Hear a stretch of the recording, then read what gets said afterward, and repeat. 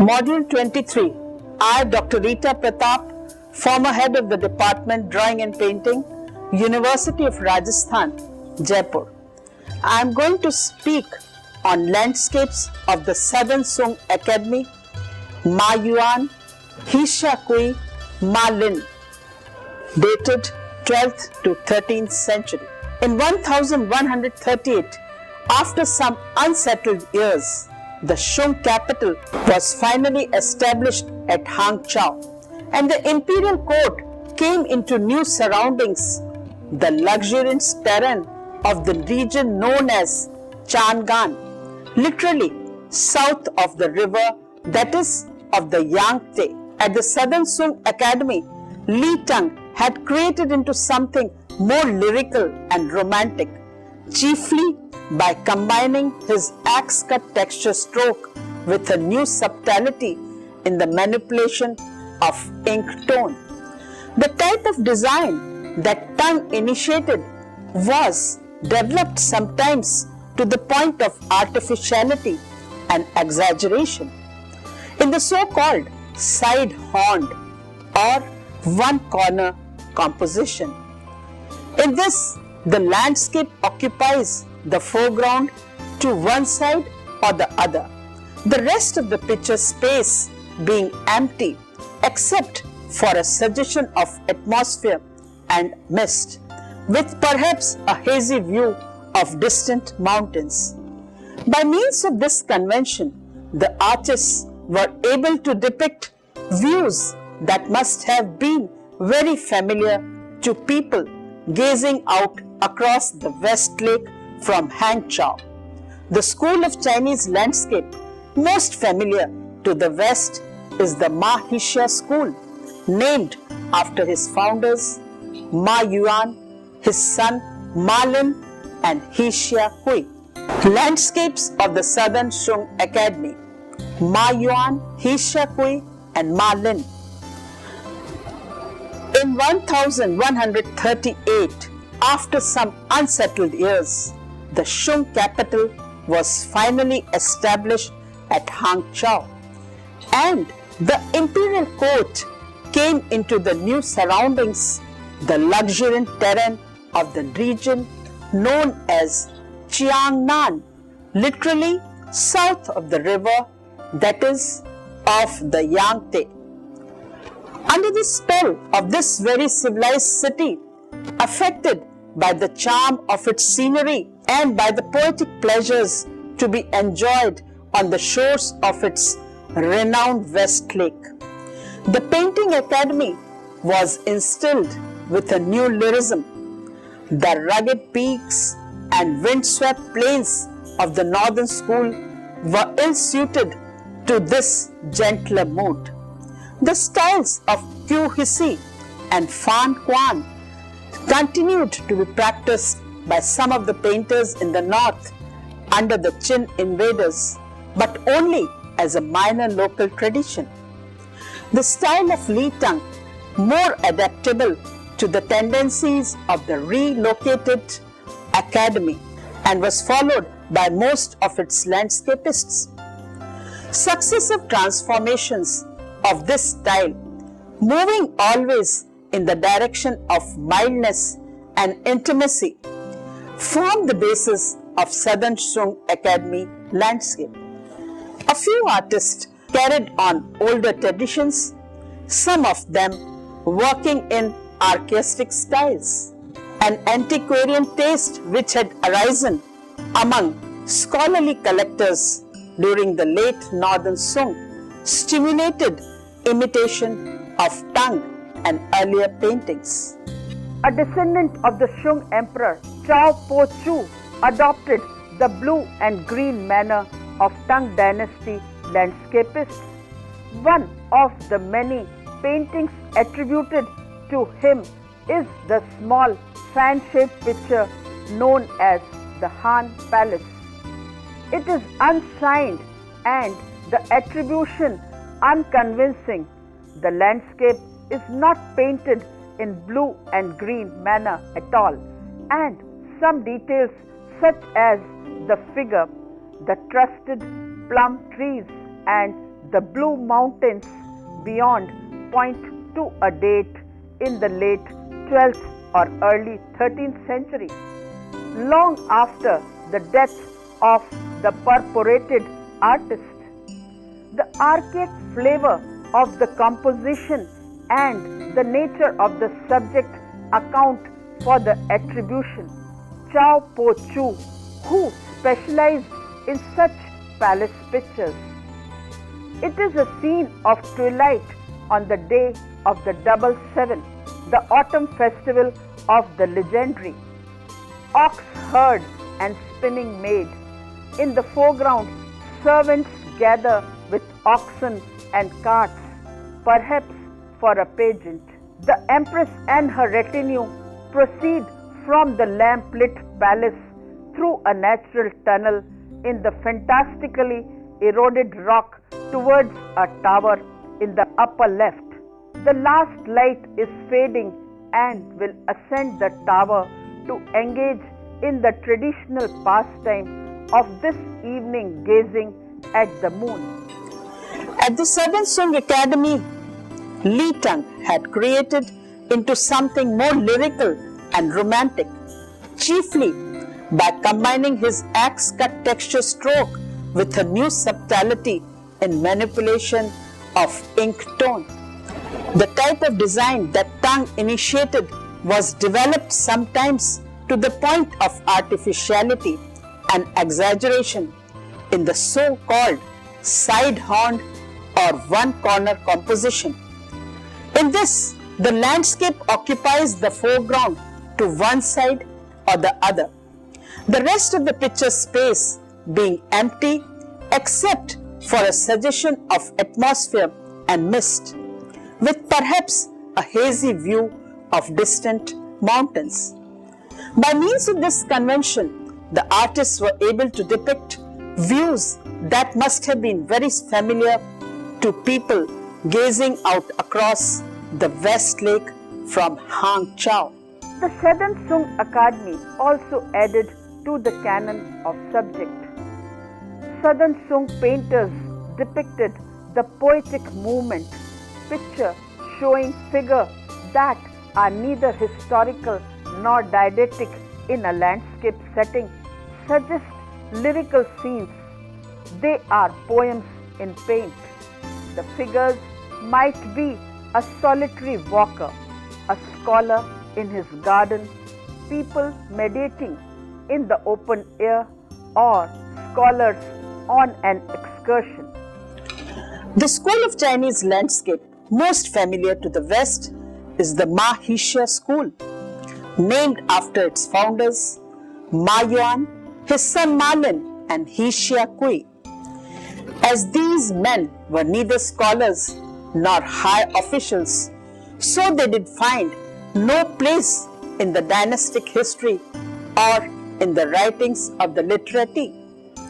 But their countless followers painted pictures of such broad and immediate appeal that they have, in addition to their great popularity in their homeland, remained the favorites of foreigners through the centuries. Thousands of works by followers and few originals by Ma and Hixia themselves were carried abroad by travelers and merchants, first to Korea and Japan and later to Europe and America, where imitations were imitated and became the model for the whole school of landscape. Ma Yuan belonged to a family of painters. His father, grandfather, and great-grandfather had all served in the academy, and the evolution of the style that he brought to maturity may have taken place largely within this family tradition. Yuan became painter in attendance under the Emperor Quan Tusung, who reigned from 1190 to 1094, received the golden girdle under his successor Ning Tusung, and was still there when Li Tusung ascended the throne in 1225. Ma Yuan is chiefly famous for his ink landscapes on silk, which were enormously admired at the court and imitated by academicians and professionals of widely varying talent. Playing the lute in moonlight is a hanging scroll belonging to early 13th century and in the National Palace Museum, Taichung, Taiwan. This picture is worth appreciating. His other creations on fan paintings is bare willows and distant mountains and a sage under a spreading plum tree. This is a fan and it is in the Museum of Fine Arts, Boston. This painting is one of the loveliest and most surely genuine of many such works attributed to him. The axe-cut tusun or the distant ridge and the firm drawing of the tree trunk both recall Li Tang, but the poetic vision is Ma Yuan's own. The painting is not too obviously a one-corner composition, but it is in every other respect typical of Ma Yuan's period. The atmosphere of the lake shore as the evening air cools is suggested by mist hanging in the distant trees. The first hint of spring by the tremulous droop of the bare willows branches silhouetted against the sky. Silence and loneliness by the solitary fisherman returning to his cottage at the water edge. The theme of Ma Yuan's signed album painting is titled Walking on the Mountain Path in Spring, is painted in ink with light colors on silk. It is in the collection of Palace Museum, Taichung, Taiwan.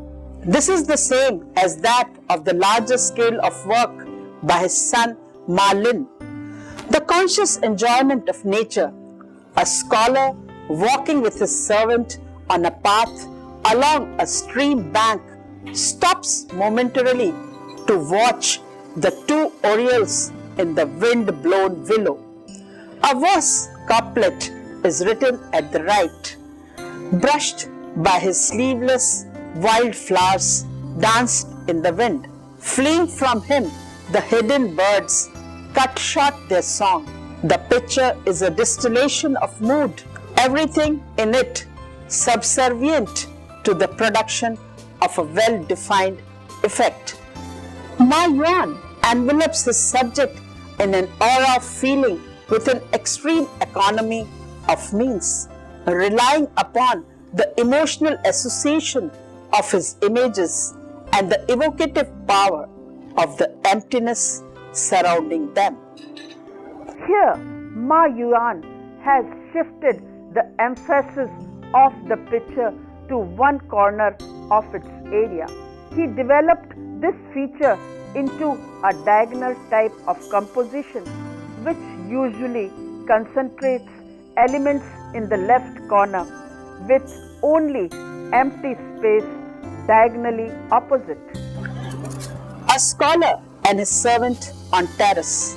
This is also an album leaf, ink and light colors on silk, and at present in the C.C. Wang collection, New York. The album leaf owned by C.C. Wang is unsigned, but is one of a pair, the other of which bears an apparently benign signature. Ma Yuan here employs his most typical composition, that is, the delicate gradations of ink tone. He opens behind a sharply drawn foreground group of middle distance, bounded by the aim silhouettes of leafy trees, and a limitless void beyond that. The gaze of the viewer is inevitably drawn back into this void, moving from the material world to one without substance. And the universal human proneness to associate space with spirituality gives to the experience a touch of mystical. Both these paintings of Ma Yuan art are typical in their composition, which earned him the nickname One Corner Ma from his contemporaries. Ma Yuan's another hanging scroll, titled Landscape in Rain. It is also ink on silk, belonging to Southern Song dynasty and at present in the Sekiado Library, Tokyo. It is a vertical composition where two fragile pine trees with fantastically elongated and twisted branches here project dramatically into space, their prominence exemplifying the painter's new approach. More characteristic of Ma's developed style is found in the bamboo and ducks by rushing stream. This is a hanging scroll, ink and slate colors on silk, belonging to Southern Song dynasty and at present in the collection of Cleveland Museum of Art. Regarding this painting, one can speak of the systematic balance or rather tension of space against form, mystery against sharp explicitness. Thus, Ma Yuan is the most romantic and exaggerated practitioner of asymmetrical composition, that is, the hallmark of the school, and him, his father, his son, and his nephew forming the Ma school, all painted very much in the same style and with the same results. Hisha Kui, the second master of the lyric style, his name is always coupled with that of Ma Yuan as co-founder of the Mahisha school of landscape painting. In the early years of the 13th century, Hisha was prominent academician. He too received the golden girdle under Nin Tusung. At his best, he was considered a more vigorous and daring painter than Ma Yuan. Two distinct styles are associated with his name. One of these appears is a fragment of a longer scroll, 12 views from a thatched hut. This is also a section of a hand scroll, ink on silk, belonging to Southern Song dynasty and at present in Nelson Attica Museum of Art, Kansas City. This scroll has only 4 views now remains, that is, the flying geese over distant mountains. Returning to the village in mist from ferry and the clear and sonorous air of the fisherman's flute, and lastly the boats moved at night in a misty bay. This hand scroll is in a way much more sophisticated than any hand scroll of the Northern Song period.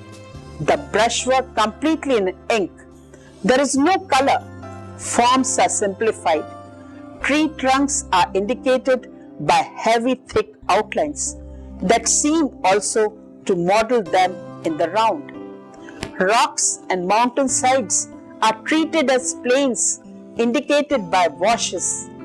Distant objects are misty and simplified to an almost abstract, hazy pattern, a technique of some significance in the later development of a spontaneous approach to landscape. Hisha Kui is also famous for another manner, more directly Northern Song style, and very much respected and admired in China.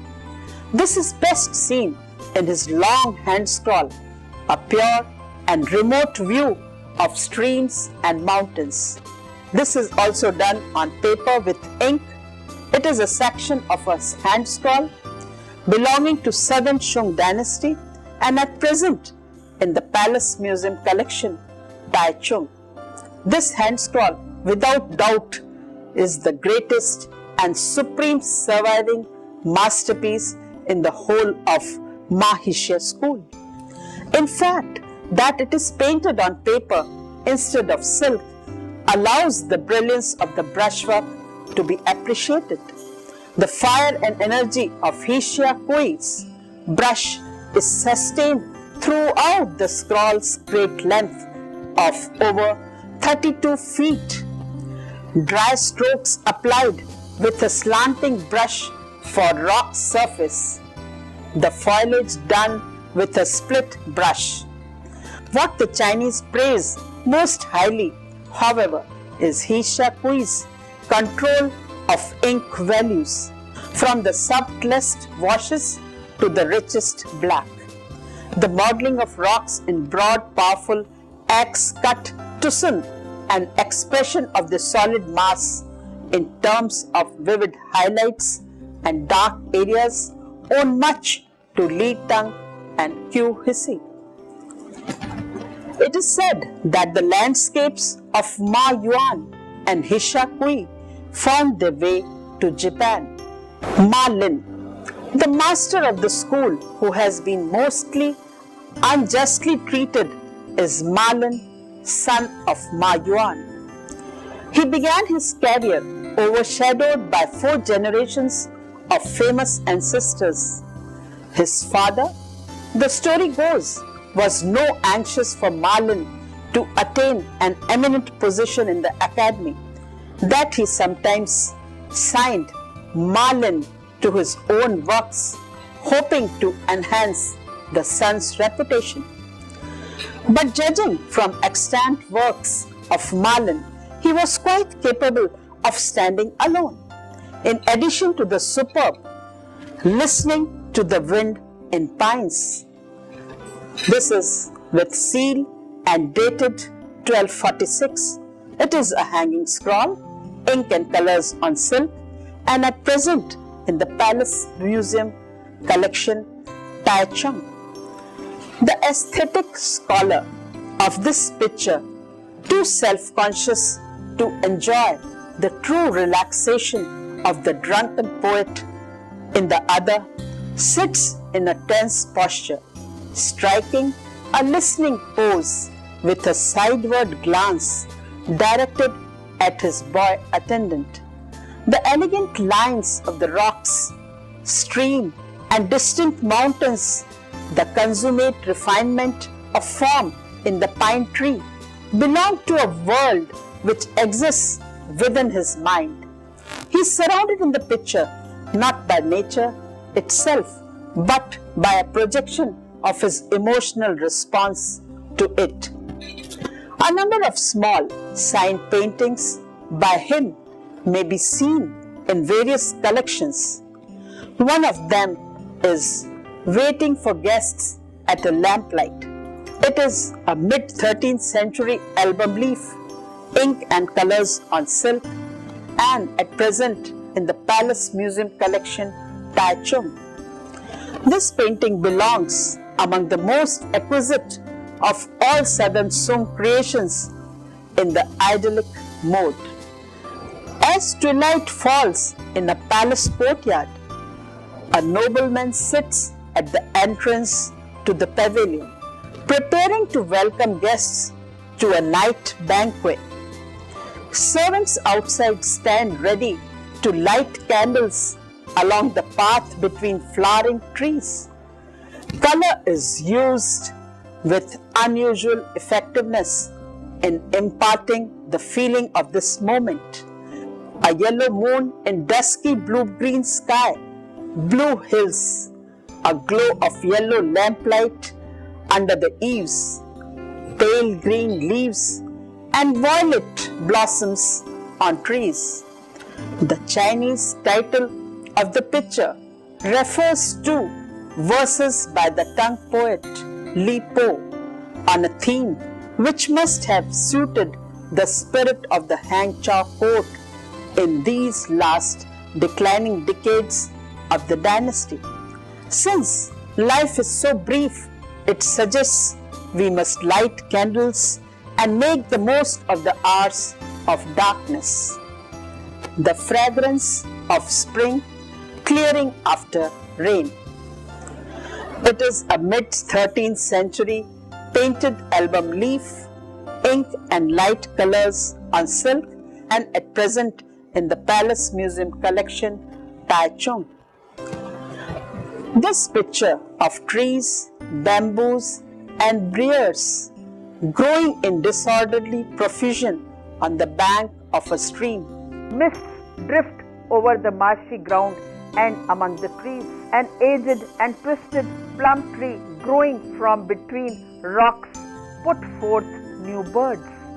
The exuberant regeneration of plants in spring is revealed as an unruly force, and no effort is made to idealize it.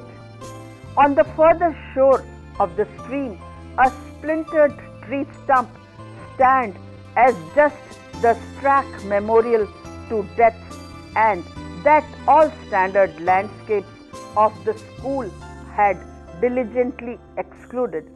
The painting thus anticipates development in the Yuan and later dynasties, where there was no longer to be any fixed relation between a style and an expressive uses to which it was put. Liu Xinglian, who held the rank of a Dai Chao at the academy from 1190 to 1194, used the same style, but his brushwork is finer and more delicate. Liu's name is linked to one of the earliest sets of paintings of the Four Seasons, now in the Beijing Palace Museum. Painting of season showing landscapes changing through the course of the year subsequently became an important kind of domestic ornamentation. Liu's rendering of the Four Seasons shows each with a typical occupation. Spring is an embankment with willows, a flowering prunus mume, and a wandering scholar. Summer shows a garden with a pool of lotus flowers and the scholar strolling in a cool walk. Autumn depicts wutong and cassia trees rimmed with frost, while the scholar sits reading in his hall. And finally, winter is a snow-covered landscape with their pine trees defying the storm, while the scholar stands in his hall walking a man on a horseback. The main subject of these pictures is the landscape during the changing seasons, complemented by architectural structures.